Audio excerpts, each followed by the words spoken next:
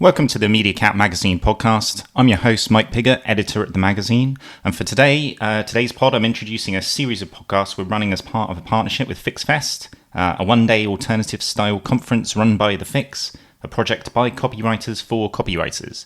In this series, one of the co-founders of The Fix, Glenn Fisher, interviews speakers leading up to the event, talking to them about this year's conference theme, AI or Die. In this second interview, Glenn speaks to Natalie Moores, co-founder of award-winning brand consultancy Mac & More, about the shifting reality of AI for boutique marketing agencies.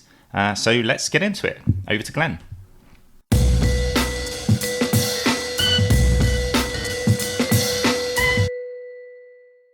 One of the best things about last year's FixFest, without a doubt, and I will accept no humbleosity on the part of our guest today, was when Natalie Moores had, I think it was about 10 or 11 copywriters on stage at once and had them create live in person an actual poem about FixFest in a very brilliantly meta way that we like at the Fix, but also in it was great to see like people's different thought processes and what have you.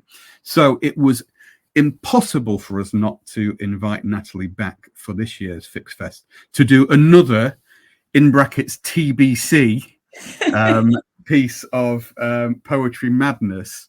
But today, it is my pleasure to welcome Natalie, who has been a long-standing friend in the industry now, I would say. She seems to have been around at each stage of my career in the industry. I don't know how, and I don't know why. It's because you lived in Amsterdam, and I just think that's the coolest thing in the world. That's when I met you and Jess, when you were working there. But anyway, enough of my ramble. I've got with me the brilliant Natalie Moores. Hello, Natalie. Hello, Glenn. Thanks for having me on again. Hello. I don't know in my constant tangents there whether I said that we've invited you back, and there will be some poetry. You will be our in-house poet, and we will tell people more about that in due course once we've fully figured it out.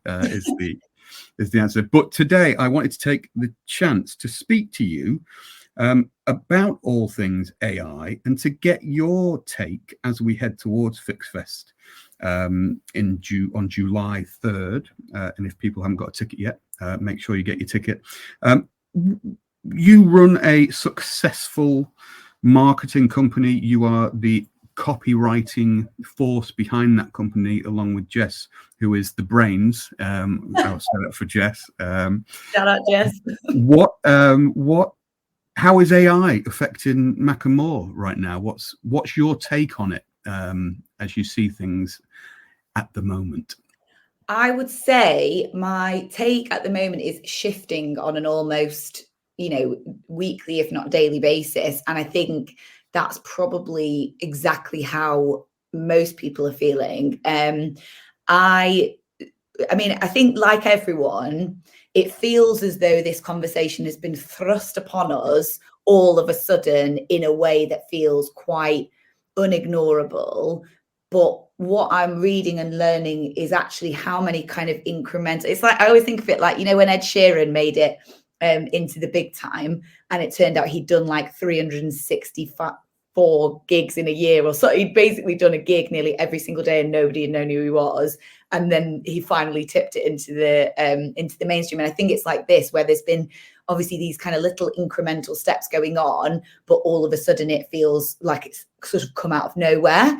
And I think because of that, I initially, as I think a lot of creatives are, I felt really resistant to it. I put an absolute blocker on it. I was like, I will never open ChatGPT on my web browser, because if I, indulge it, then I am sort of co-creating it essentially, which I still think is kind of a bit true. Then I sort of, nervous system response calm down, and I something that was a really amazingly useful resource actually was the ever brilliant Zoe Scaman's sort of deck that she released, where she actually walked through how to use it and what to use it for and what not to use it for. So I then thought, right, okay, if I'm going to feel confident that I have a future in this industry, I actually can't bury my head in the sand around it. So I've played with it. We're in conversations all the time, Jess and I, about how we might or might not bring it into our process. And I think transparency is going to be absolutely crucial in that. You know, we do brand naming, for example, and we had a really interesting client once where they essentially, just before the naming presentation where we were going to share our options, they said, oh, by the way, we've put the brief, you know, that you'd written into ChatGPT. So if any of those options are the same, then, you know, we're not going to pay you for the work. And I was like, okay, that's a really nice approach to have to someone you've, you know, started a professional working B2B relationship with, but cool, like back myself. And just to clarify on that, you said about the brief. Was it the brief they'd given you or the brief you'd written for the whole thing? I'd written. You'd written it. So, yeah. Right. Okay. So the actual prompt, if you like, you had actually given them, yet they were going to go, if this comes up, which is interesting because I think as people learn more and more about how AI can be used and the advantages of it, one of the things is going to be it's the prompts that are the key to the whole kind of thing. And it's interesting though that's just gone, oh yeah, we'll ignore that bit, and it's just the output, which I think is what clients often think about. You know, they can be quite short-sighted in that way, and this is where I think for creatives it's going to be the most interesting space to play in, because everything is inputs and outputs, right? Even if you do, you know, we do workshop facilitation, and all of that is analog. You know, none of that is digital. It's in person, people in a room. But the inputs into that workshop, what people are putting into it, are entirely going to drive whatever comes out of it. So I feel like with that, you know, the prompt conversation is interesting, but it is a mirror for everything. Everything is inputs and outputs. And I feel like we've launched an email series called Future Moves, and we've been interviewing people on AI. Keeps coming up again and again and again, obviously. And Rishi Dastadar, who we interviewed for it, he kind of made the point that, which I think is really true, it's all of this feels like it is going to create market squeeze. It is going to get rid of some jobs, but there's going to be a space at the top where people are still going to want craft. They're going to want to not do it themselves. And even with something like an AI tool, you know, you still need to put time and effort into getting something out of it at the moment. And so it's going to be like almost the premium. And that's probably an invitation for any of us who think we're good at what we do to rise to that challenge. So that's where I'm kind of trying to see it at the moment. And I'm really trying to see the optimism and the hopefulness and the opportunity in it. But it is scary, and I think it feels really sad for kind of junior copywriters coming into the game now. That's what I kind of feel probably the most for. Well, yeah, I guess it's one of those things, and we've got no. The biggest challenge for me when it comes to AI, I think, generally, is that I am a man who likes to reach a conclusion or be like, there's the takeaway that we learn from that's right or wrong, or you should do this or you shouldn't do that, only out of a desire to be helpful and not kind of leave something kind of like, what if kind of thing. I don't think you can do that right now. We're learning, we're figuring out, and the whole industry is doing that. Part of the reason we chose to theme up, if you like, for this year's Fix Fest, rather than it be the typical shambolic, rambling nonsense that we are famous for, and it will be all of those things. But there's so much crap out there, and when I say we, I mean the copywriting community are often the source of that crap. There's a lot of people who probably should know better, who are using those quick, rush ahead wins to kind of get people to sign up for things and what have you. And they are creating this image, perhaps. Well, this is my thought. I'll be interested to see what you think about it, Nat, but they create that image of, all right, yeah, it can do this, it can do this, it can do this. It will replace copywriters. Copywriters, all of us being somewhere insecure inside of us and kind of going, oh yeah, we probably shouldn't like stand up to that anyway. But it creates this world where the client then goes, all right, well, it can do that, can it? All right, well, why do I need you, kind of thing. And I guess it reminds, certainly for me, it reminds me as a copywriter that we have to evidence why we are worth having beyond just the words, as that, because a chat GBT will just create the words in the ultimate kind of, if you only use it for that. And there are other uses for a AI and chat GPT, which I keep saying chat GBT. Yeah. PT anyway, for that thing.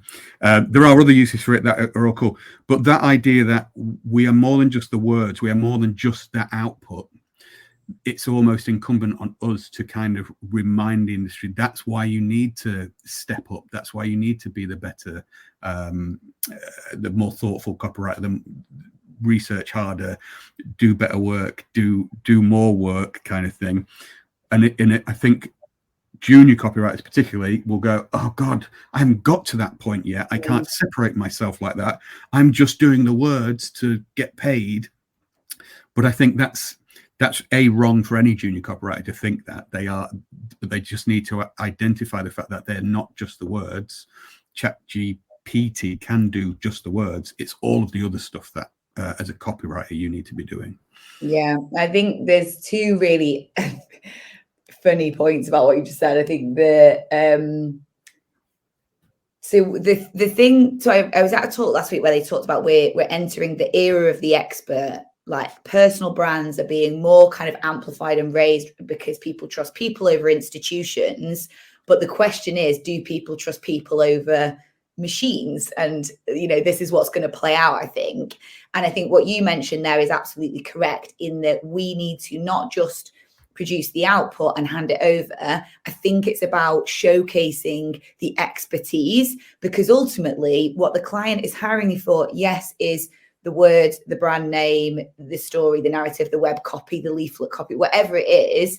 But they're also putting their trust in you that this is the right message. This is the right name. These are the right words. Because ultimately, if they just interact with a machine, if they trust that whatever the machine tells them is right, then there's probably no case for it. But if they get those words and they go, well, I'm not the right person, we need these smart CEOs and people who are, know where their strengths lie and know where their limitations lie. And for them to go, well, I don't know whether this is right, but if you make this for me and give it to me and tell me it's right, then I will trust that it will get me what I need. So I think there's an expertise thing. And then I think it does come down to that trust piece, because my biggest fear, and I keep using this phrase, which Jess tells me is crap, but I quite like it. And it's the AI being a tool, and so treating it as a tool and not letting it make a tool out of you. And that's my little soundbite that I will go down on the ship of, because it is that thing of going, I think about like random anecdote, but bear with me. My dad he literally was a police officer in Manchester. So he knew every road, every side alley, every building, how to get from A to B everywhere in Manchester, like the back of his hand, for decades. As soon as sat-navs came into being, he started using the sat-nav because it was easier to tell him where the roadworks are or whatever. And now he doesn't trust himself to get himself from A to B as much as he would trust the sat-nav to tell him. And that's where I feel like the real point is that we need to dig in and try and push against. It's not that these things won't be useful. It's not that these things won't be useful to us as well as the clients. It's not that they won't continue to exist and grow and thrive and get better. It's that, it's the positioning of it. And I think the more we can keep us as the experts in the top position, whatever we use underneath that to power that, fine, rather than go just because it's a robot, it must mean that it knows more than we do. Yeah. So of course, because I'm an idiot, am going to first of all say I'm disappointed that your dad analogy didn't end with him being stuck currently in a Trafford Centre car park because the sat nav's broke and he doesn't know how to get out anymore. But that it reminds me, we were literally, I don't know, we were going to B&Q or something the other day. I don't know why we would be using the sat nav for B&Q. We were going somewhere where we would just put it in the sat nav, as you do. You use this tool that you've got. But as we were driving up Crooks High Street, it said, go this way, like down the ridiculous hills, down to like Hillsborough kind of thing. And we just went, oh no, we should go that way because it's a easier drive. It's nicer. You don't have to go through all of that stuff. And it's that kind of same thing where it's great to have it as a tool, and to lead to have that support, that suggestion, that second eye, that you could do the whole kind of editing argument, being able to like go through stuff and go, oh, I missed that. I always get you and yours and you're wrong kind of thing. It could maybe check that for me. In the same way, anybody who says they're totally against AI, and I probably might have put myself in that maybe a year or so ago kind of thing. I go on Word and I can see little red lines underneath my copy that I'm looking at and editing and working on today, and little blue lines and all this kind of stuff. I rely on that to do my stuff. That is just a form of AI, essentially, where it's telling me the right thing. So there's always support there, and you can use it as a tool. But yeah, you don't want to be a tool yourself. Exactly. I'm trying to put your saying into action now. Yes. You can start as a can. Maybe this can be a T-shirt for FixFest. Yes, don't let AI make a tool out of you. TM and more. Exactly. I think the biggest thing that because I'm the same with Grammarly, by the way. I am obsessed with Grammarly. Like, that has been so useful to me. You know, I did an English literature degree. I did a master's in creative writing. I've been taught how to use semicolons. Like, I know where an apostrophe goes. But when you are doing things at pace and something can support your, creative flow and get you to somewhere which is like, you're not proofreading it 10 times because, you can do it once because you've got Grammarly, whatever. Great. Like, love it. But I think it's this fear feeding the machine, right? I think this is where we, again, need to just like take a step back and sense check. And another one of our Future Moves interviews, we spoke to Alex Dunn, who is kind of ethical tech expert. And she spent years like making sure that the people building these kind of models are being held accountable to what they are building, how they are building it. And she made this point around, if you make this thing needs to be fed. It's a very hungry beast, isn't it? The AI machine. It needs to be fed, otherwise it can't exist. And it's like Dracula, like coming back to life after whatever. Silly metaphor. And basically, go with it. The best way that you can get marketers to feed into this machine, feed it, is to make them scared. That if they don't use it, they'll lose their job. If they do lose it, they'll lose their jobs anyway. And that fear makes you start playing with it, and then you are technically inputting it. I heard a thing have you seen this thing on LinkedIn where they're asking you as an expert to answer a certain question? They'll say, like, pose a question, and they'll go, right, you have the opportunity to input an answer to this question. It'll be something to do with copywriting. Apparently that is AI making you essentially answer the questions so that the AI can then answer the questions for free and not, and again, it's not, none of this is being framed in that way. And so again, I think it comes back again to inputs and outputs, but it's like, what are we feeding it with? What are we comfortable to feed it with? Something to do with bias as well, I think is really interesting, in terms of what's being built. Something that can be a really useful thing is if we write something and then we put it in and make it challenge us on our own unconscious bias and go, what have I missed here? Like gender, racial bias, like anything, get it to pick up on things that we might not be aware of. But equally, that goes the other way, and these things are being built with inherent biases. So again, if we don't challenge that and push back on it and actually go, well, hold on a second, that's being, presented to me in a lens that doesn't feel quite right, it's being conscious. Maybe this is the whole point of all of it, is about consciousness. It's interesting, isn't it? It's one of those things where you talk about bias, and another bias, the confirmation bias, where it's kind of the more you talk about something, the more it goes on and what have you. And I feel like we're in a little bit of that generally at the moment, but I think that's probably because it does feel like a turning point. It feels like something that is a significant change. It doesn't feel like the mini disc or the kind of, or Blu-ray. But then I'm now desperately, my brain's doing a side analogy story to work out if I can like trace it to my experience of DVDs versus Blu-rays. But at the same, it feels like something significant. It feels like, as you were saying at the outset, it's something that's been there, bubbling, and kind of, oh yeah, they're talking about it. Oh, she's talking about it. He's mentioned it. That seems a thing, and that now it's like building and building and building and building, and now it's at a really like interesting point. A lot of the people who would have just completely ignored it are kind of going, "All right, okay, yeah, that's interesting," but it feels like that's the. Again, I'm trying to conclude, but I can't. It just feels like something's tipped over here where this will be a thing. I said to Ruth the other day, I'm just going to buy stocks in AI because it's not going away. Like, it's going to be a thing.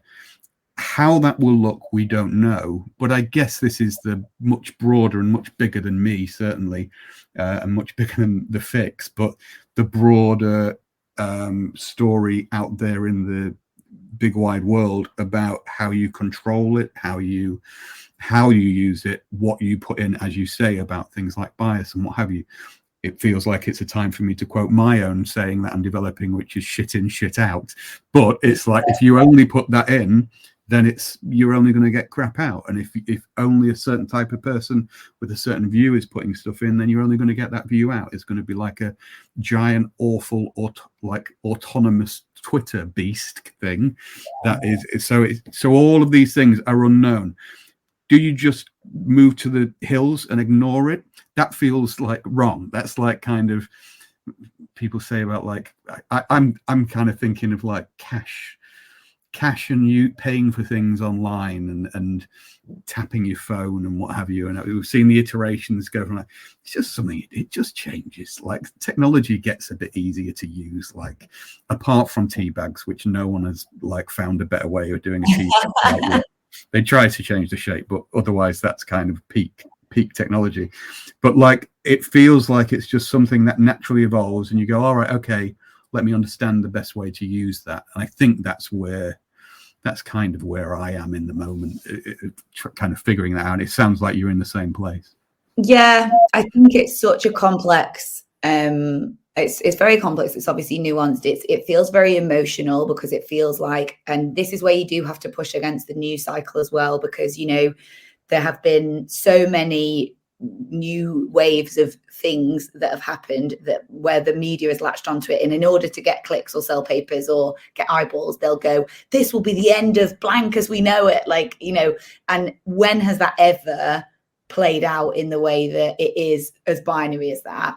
And I totally see your point. This is different in the sense that people compare it to the mobile phone, you know, the launch of the mobile phone, the launch of the internet, and they were like culturally, you know, they basically did transform the way that we exist and the way that we exist with one another. But this as a sort of entity of potential autonomy, I get that it is different, and also it's the speed at which things are happening because it's this rate of change. So it, you know, that is all true.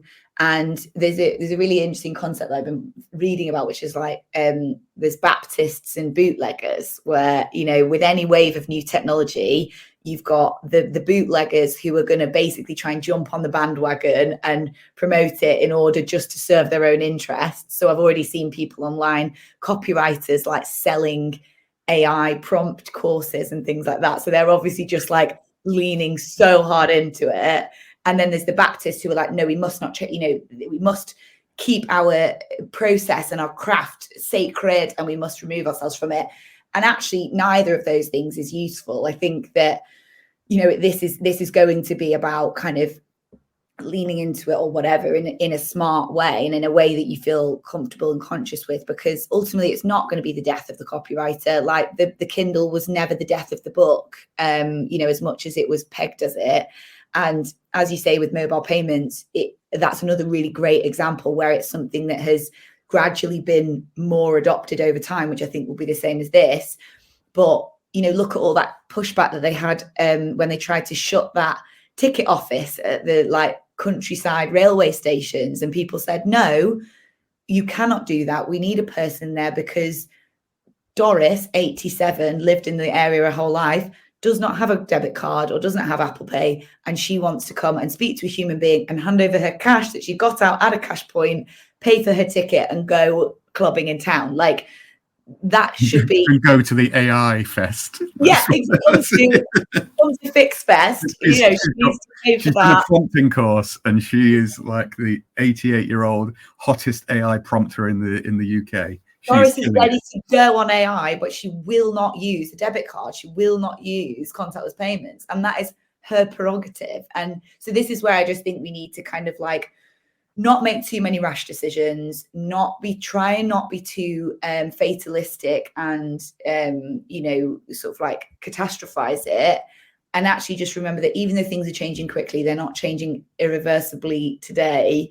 And so just be curious. Like, this is mine and Jess's like big word of the year is like curiosity. If you are curious about something, that brings a really positive and interesting energy to how you approach it. So I think that would be, if you're going to say like what, you didn't ask me what my word of how I was going to describe my interaction with AI, but if you were to ask me, I think I would say I'm trying to stay curious about it.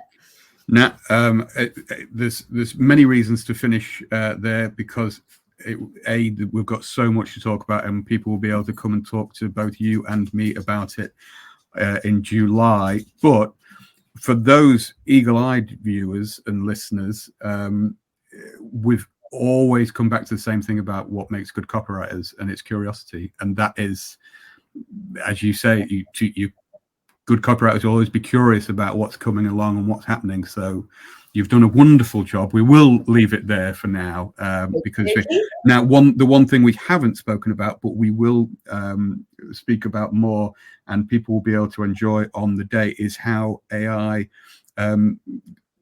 figures out with poetry. You and I are both into our slightly more artistic endeavors in that world, and we will be surprising people on July the 3rd with some AI-infused poetry. If you want to ourselves, actually, Glenn, I think, you know, this is why people come to Fix Fest, is that you will be participating in possibly the only AI poetry experiment, live social experiment. There you go. Nat, you're a superstar. I was thinking, shall I do a thing where I ask you what's the one reason to come to Fix Fest 2? And I didn't need to, because I've got a superstar copywriter on me. It's just automatic. It's just the sale is happening. But yeah, lovely. Well, thank you very much for your time, Nat. I can't wait to see you on July the 3rd. If people listening have not got the tickets, you can go to thefixcopywriting.com/FixFest2. Or you can just find a link somewhere. Find a link. You can. It's the modern world, unless you don't want to use the internet, in which case I can't imagine the event will bother you too much. But just come and hang out with Nat anyway. It's worth it for that. But yeah, thank you very much, Nat, and I'll see you soon.